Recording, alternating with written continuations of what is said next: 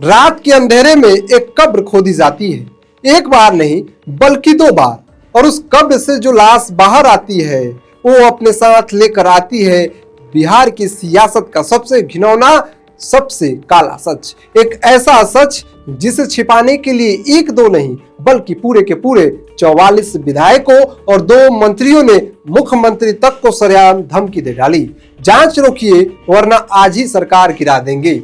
सोचिए उस राज्य के मुख्यमंत्री की क्या हालत हुई होगी जिसे खुद उसके राज्य का एसएसपी फोन कर कह रहा हो, सर इस केस में हाथ मत डालिए, हाथ जल जाएगा। ये कोई फिल्मी कहानी नहीं है, ये 1983 के बिहार का वो खौफनाक सच है जिसने दिल्ली के पावर कॉरिडोर तक को हिला कर दिया था।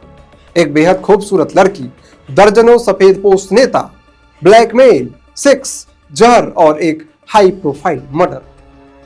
आज हम उस फाइल को खोलेंगे जिसे सीबीआई ने हमेशा के लिए दफन कर दिया। आज बात करेंगे बिहार के सबसे पॉलिटिकल मर्डर मिस्ट्री बॉबी हत्याकांड की।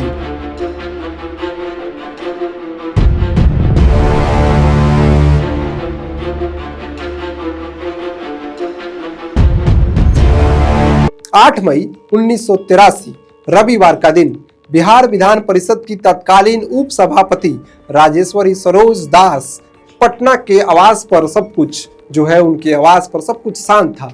वीकेंड की उस अलसाई सुबह ने जो है वो जल्दी दफ्तर जो है जाने की भी जल्दी नहीं थी, ना नेताओं का जमावड़ा था, लेकिन इस सन्नाटे के पीछे एक बड़ा तूफान जो है वो छिपा था।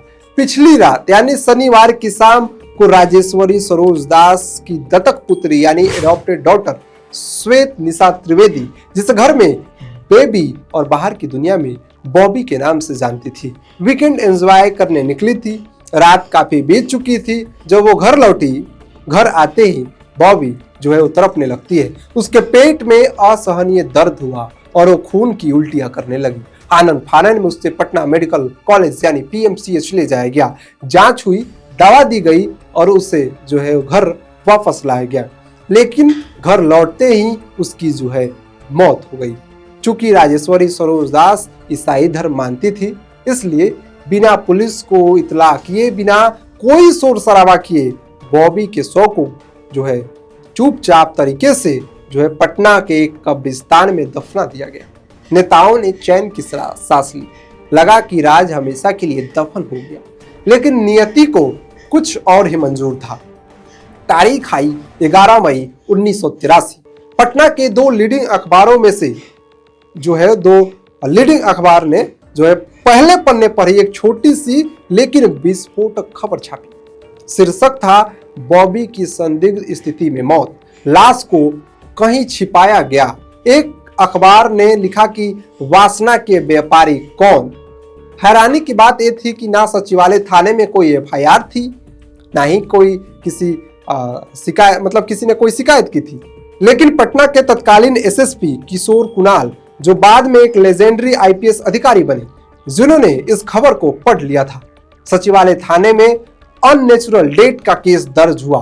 पुलिस सबसे पहले उप सभापति राजेश्वरी सरोज दास के पास पहुंची। उन्होंने वहीं कहानी दोहराई। खून की उल्टी हुई, हार्ट अटैक आया और मौत हो गई। लेकिन एक तेज तराज जो है पुलिस अफसर की आंखों में धूल झोंकना इतना आसान कहां था। सच्चाई जानने के लिए एसएसपी कुणाल ने वो किया जिसने पूरे पटना में सनसनी फैला दी। बॉबी की लाश को कब्र से खोदकर बाहर निकाला गया। पुलिस की जांच में एक बेहद चौंकाने वाली बात सामने आई। मौत के बाद जो है 2 फर्जी मेडिकल रिपोर्ट जो है तैयार की गई थी।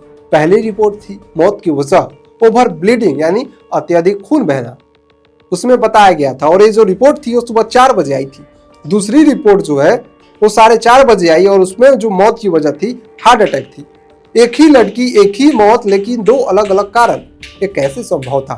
पुलिस ने फॉरेंसिक जांच के लिए बॉबी का बिस्तरा सुरक्षित कर लिया और लाश को दोबारा दफना दिया गया। लेकिन शक जो है दूर करने के लिए लाश को कुछ दिन बाद दूसरी बार कब्र से जो है वो निकाला गया। जब बिस्तरा की फॉरेंसिक रिपोर्ट सामने आई तो पुलिस अधिकारियों के रोंगटे खड़े हो गए। बॉबी की मौत ना तो हार्ट अटैक से हुई थी, ना ही ब्लीडिंग से। उसकी जान एक बेहद खतरनाक कीटनाशक जहर से ली गई थी जिसका नाम था मेलाथियान। अब ये साफ हो चुका था ये कोई हादसा या बीमारी नहीं थी, यह एक कोल्ड ब्लडेड मर्डर था। आगे बढ़ने से पहले जानना जरूरी है आखिर बॉबी कौन थी और क्यों उसकी मौत से बड़े बड़े नेताओं के गले सूख रहे थे। किशोर कुणाल अपनी किताब दमन दक्षकों में लिखते हैं कि उसका असली नाम श्वेत निशा त्रिवेदी था। पूर्णिया की रात जितनी खूबसूरत होती है, श्वेत निशा जो थी उतनी ही हसीन थी। 1983 में आई राज कपूर की फिल्म बॉबी की डिम्पल कपाडिया से उसकी सुंदरता की तुलना की जाती थी, इसलिए पत्रकारों ने उसे बॉबी नाम दिया था। उसे अपनी मां यानी उपसभापति के रसूख के चलते 1978 में विधान परिषद में टेलीफोन ऑपरेटर की नौकरी मिली थी। बाद में वो विधानसभा में काम करने लगी। कहा जाता है कि उसकी एक झलक पाने के लिए सफेद पोश नेता बेताब रहते थे। वो इतनी लोकप्रिय हो गई थी कि कुछ लोग दबी जुबान में उसे पाटलिपुत्र की नगर वधू तक कहने लगे थे।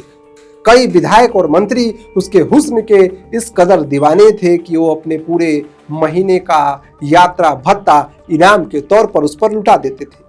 सत्ते के जो है वो नशे में जो चूर नेता थे, वो शराब, पैसा और सेक्स का एक खतरनाक कॉकटेल बॉबी के इर्द गिर्द जो है वो बुना जा चुका था। और यहीं से शुरू हुई ब्लैकमेलिंग और खौफ की कहानी।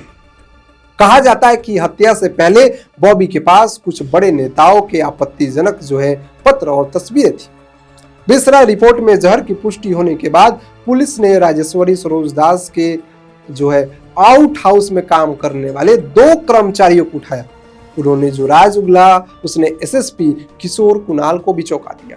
उन्होंने बताया कि 7 मई की रात बॉबी से मिलने एक शख्स आया था। उसका नाम था रघुवर झा। रघुवर झा कोई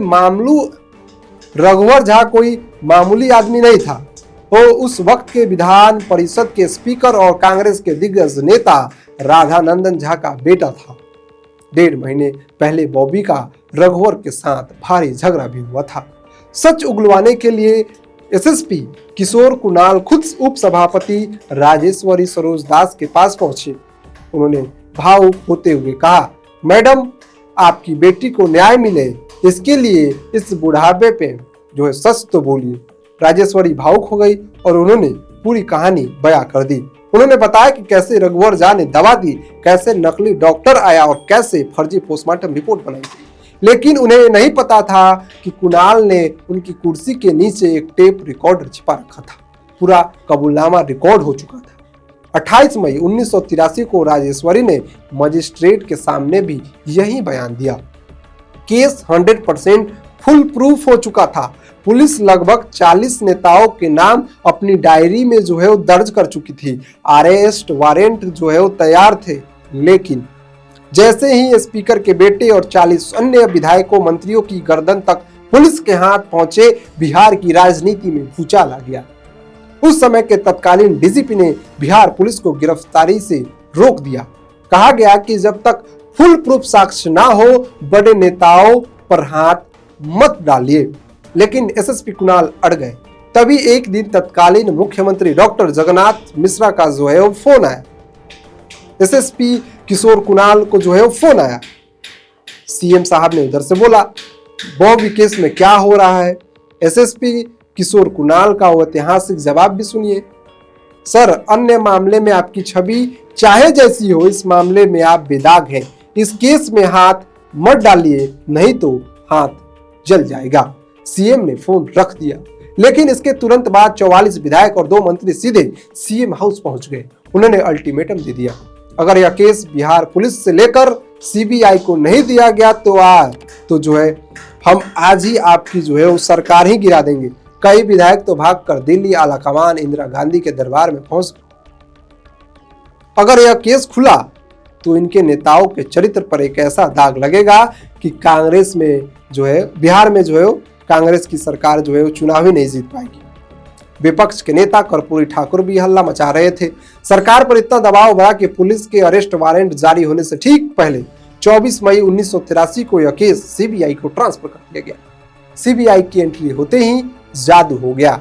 जिस केस में जहर, फर्जी मेडिकल रिपोर्ट, झूठे गवाह और टेप रिकॉर्डर कबूलनामे थे, सीबीआई ने उसकी कहानी ही बदल दी। हैरानी की बात यह है कि सीबीआई की टीम का कोई बड़ा अधिकारी जांच के लिए पटना तक नहीं आया। दिल्ली के एसी कमरों में बैठकर इसकी स्क्रिप्ट लिख दी गई थी। बॉबी को किसी ने नहीं मारा, वो एक लड़के से प्यार करती थी। लड़के ने शादी से मना किया तो उसने आत्महत्या कर ली। और आत्महत्या के लिए जहर क्या बताया गया? सीबीआई ने, जो सीबीआई है उसने क्या बताया?